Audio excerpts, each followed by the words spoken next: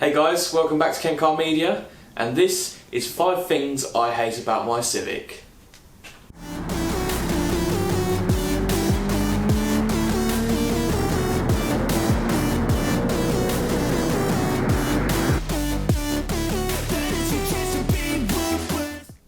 Number 1 is the exhaust. When I bought this car, it had already had a spoon exhaust installed on it. We've realised that the exhaust is blowing and it is also obnoxiously loud, so this will be getting changed very soon. So the exhaust that I've decided that I'm going to go for to replace this, I'm going to go for a full solid fab exhaust and manifold. That will be coming very soon, so keep your eyes peeled, it's going to be good. Number 2, the suspension. I'm currently running the standard suspension, and whilst with the new wheels it looks spot on, it is a bit crashy. It doesn't like speed bumps, it's not the comfiest for long drives, so I'm looking to upgrade to some coilovers, but I don't want to lower it too much because I think I've got a nice sort of stance here at the minute.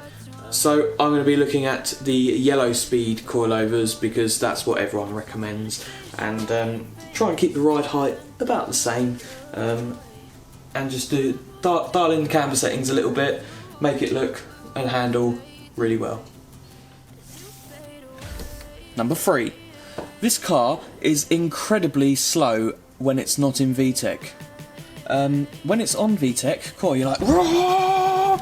But I need to do something about the low end power, so I'm looking at an inlet manifold, an exhaust manifold, and a remap.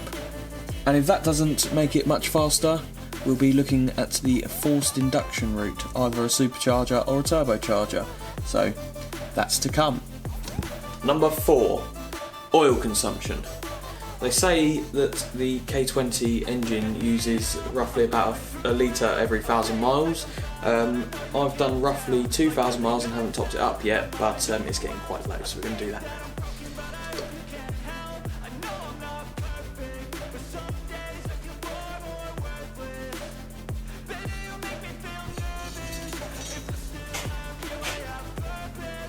I also hate the dipstick because it's the most difficult dipstick to read ever. It all just goes all over it. That's a bonus opinion right there. Yeah, I'll give you that one for free. So number 5 is that these cars are very expensive to modify. That's the only drawback to them, really. You're looking at suspension $1,000 for half decent. You're looking at 6-7 grand for a supercharger turbocharger, whereas Rob's MX-5, he's going to be turbo in that for about 3 grand, and that's including the ECU. So I've got to pay 6 grand for a supercharger kit, another grand on top of that for an ECU, and then another 400 quid on top of that for mapping. So these aren't the cheapest to modify. I mean, a lot of this stuff, like my wonky wing, that was a bargain.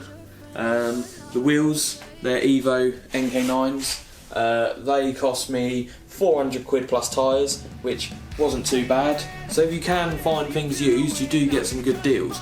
But if you're buying all new parts, which I prefer to, so you know that nothing's wrong with them, it's going to cost you an arm and a leg. So I'm potentially going to be selling my kidney.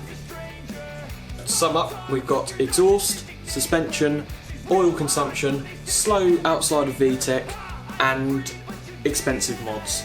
So yeah, hope you enjoyed this video, and if you are looking to buy an EP3 Type R, I'd 100% recommend it, as these things are all just little niggly bits, they don't annoy me too much.